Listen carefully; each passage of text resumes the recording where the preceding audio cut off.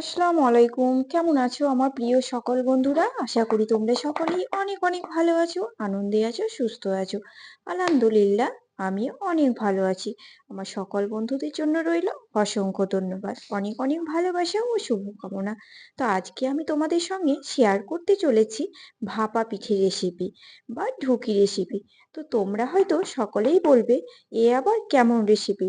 কারণ ভাপা পিঠে কিন্তু তোমরা সকলেই বানাতে পারো বা আমিও বানাতে পারি। কিন্তু আজকে আমি যেটা বানিয়ে দেখাবো সেটা হচ্ছে কিভাবে নরম তুলতুলে পারফেক্ট একেবারে ভাপা পিঠে বানানো যায়, সেই টিপসটাই তোমাদের সঙ্গে শেয়ার করব। তার জন্য কিন্তু তোমরা কেউ স্কিপ না করে এই টিপসটি দেখার জন্য পুরো ভিডিওটির সঙ্গে থেকো, কিভাবে আমি একেবারে নরম তুলতুলে ভাপা পিঠে বানিয়ে থাকি। তো এখানে দেখতেই পেলে আমি প্রথমেই কিন্তু চালের গুঁড়ি নিয়ে নিয়েছি। এটা কিন্তু আতপ চালের গুঁড়ি। এবারে দেখো, এখানে কিন্তু আমি স্বাদ মতো লবণ দিয়ে দিচ্ছি, কারণ আটার সঙ্গে লবণের ব্যালেন্সটা যদি ঠিক হয় তাহলে কিন্তু পিঠেগুলো খেতে খুবই ভালো লাগে। তো দেখো, এখানে কিন্তু আমি লবণ দিয়ে দিলাম।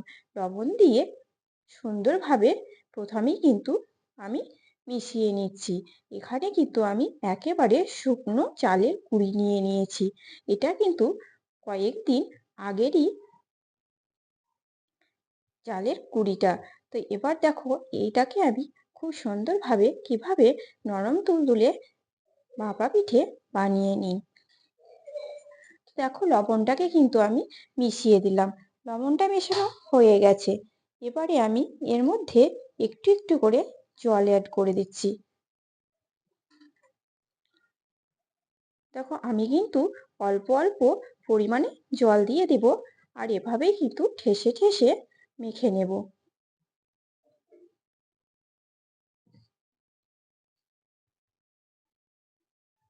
তো তোমরা হয়তো এতক্ষণ ভাবছো যে আমি আবার কি নতুন কিছু করছি।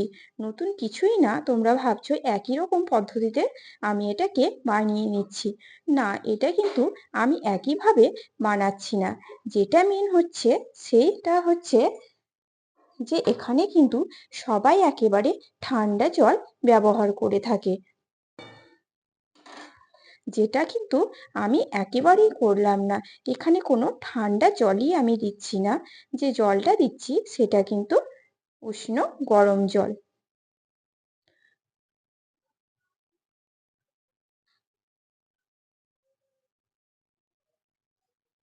তো দেখো, আমি কিন্তু অল্প অল্প করে এই কুসুম জলটাকে আটার মধ্যে দিয়ে দিচ্ছি, আর কিন্তু এটাকে ঠেসে ঠেসে সুন্দরভাবে মেখে নিচ্ছি। তোমরা কিন্তু কখনোই একসঙ্গে বেশি জল দেবে না। এই টিপসটাও অবশ্যই তোমরা খেয়াল রাখবে। এই ছোট ছোট টিপসগুলি কিন্তু তোমাদের ভীষণ উপকারে লাগবে। এখানে একসঙ্গে বেশি জল দিয়ে দিলে ভাপা পিঠের যে দানাটা মানে আটাটা, সেটা কিন্তু খুব সুন্দরভাবে হয় না। সেটা কিন্তু একেবারে মোটা মোটা হয়ে যায়, আর ভাপা পিঠে খেতে একদমই ভালো লাগে না। এভাবে যদি অল্প অল্প করে জল দেওয়া যায় আর ঠেসে ঠেসে মেখে নেওয়া হয়, তাহলে কিন্তু এই ঢুকির আটাটা একেবারে পারফেক্ট হয়। তো দেখো, আমি কিন্তু অল্প অল্প করে উষ্ণ জল দিয়ে এটাকে মেখে নিচ্ছি। তোমাদের সঙ্গে কথা বলতে বলতে আটাটাও আমার ভেজানো হয়ে গেছে। তোমরা দেখতেই পাচ্ছ কত সুন্দর হয়েছে, একেবারে ঝরঝরে। এটা কিন্তু অনেক সময় অনেকেরই এরকম ভাবে মোটা মোটা গোটলা হয়ে যায়। তাতে করে আটাটা কিন্তু ঝাড়ায় ঝরার সময় একদমই ভালো হয় না, মোটা মোটা দানা হয়। আর আমি যেভাবে বানিয়েছি দেখো, আমার কিন্তু একদমই গোটা গোটা মোটা দানা নেই। এতে করে আটাটা খুব সুন্দর ঝরঝরে হবে। তো দেখো, আমি এটাকে বানিয়ে নিলাম। এবারে কিন্তু এটাকে আমি একটা ঝারনার সাহায্যে ভালো করে ঝরিয়ে নেব। তো এখানে আমি একটা ঝারনা নিয়ে নিয়েছি, আর দেখো এটাতে কিন্তু খুব সুন্দর করে আটাটাকে আমি ছড়িয়ে নিচ্ছি। তো এভাবেই কিন্তু ঘষে দিলে আটাটা খুব সুন্দর ঝরঝর করে ঝরতে থাকবে। তো এভাবেই কিন্তু আমি দেখো আটাটাকে ঝরিয়ে নিলাম।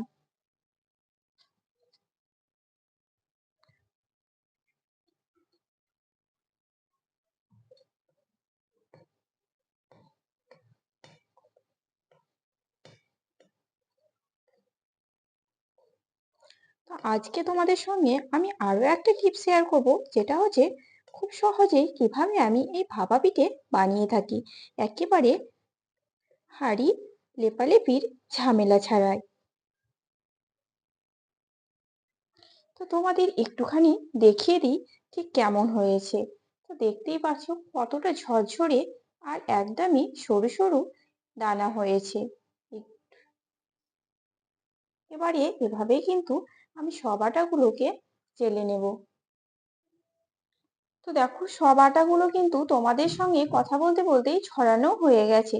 চলো এবার আমি তোমাদের দেখিয়ে দিই কিভাবে খুব সহজেই আমি ভাপা পিঠে বা ঢুকি পিঠে বানিয়ে থাকি। তো প্রথমেই দেখো আমি একটা টিপ নিয়ে নিয়েছি, আর টিপের মধ্যে এই আটাটাকে এভাবেই কিন্তু ভরে নেব। তো দেখো আমি কিন্তু টিপের মধ্যে এভাবে আটাটাকে দিয়ে দিচ্ছি।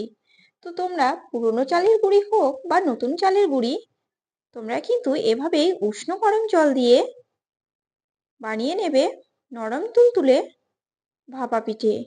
একেবারে মুখে মিলিয়ে যাবে এমনই নরম তুলতুলে। তো দেখো আমি কিন্তু পুরোটাতে সুন্দর করে দিয়ে দিলাম। ওদিকে আমি গরম জল বসিয়ে দিয়েছি।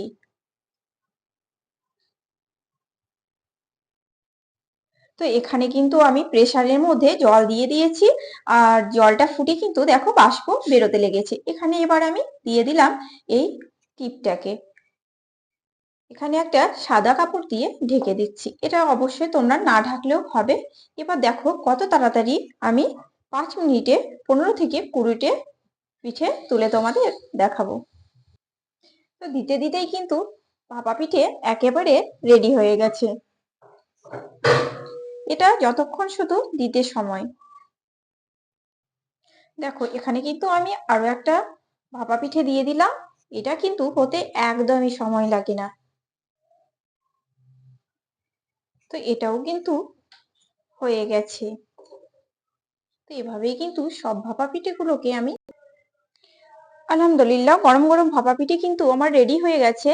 তোমরা যারা ভাপা পিঠে খেতে পছন্দ করো তারা অবশ্যই একেবারে নরম তুলতুলে ভাপা পিঠে পেতে এভাবে ট্রাই করে দেখো, ভীষণ ভালো লাগবে। আর কতটা সফট হয়েছে তোমাদের আমি দেখিয়ে দিচ্ছি, একেবারে নরম তুলতুলে। দেখতেই পাচ্ছ কতটা নরম হয়েছে, একেবারে হাত দিতেই কিন্তু ভেঙে যাচ্ছে। তো তোমরা আমার টিপসটি ফলো করে অবশ্যই তোমরা এভাবে একবার ভাপা পিটিয়ে বানিয়ে খেতে পারো। আর আজকের রেসিপিটি বা টিপসটি কেমন লাগলো তোমরা কিন্তু কমেন্ট বক্সে অবশ্যই জানাতে ভুলো না। আর ভালো লাগলে আমার চ্যানেলটিকে লাইক শেয়ার কমেন্ট ও সাবস্ক্রাইব করে আমার পাশে থেকো। সবাই অনেক অনেক ভালো থেকো, সুস্থ থেকো। দেখা হচ্ছে তোমাদের সঙ্গে নেক্সট রেসিপিতে। আল্লাহ হাফেজ।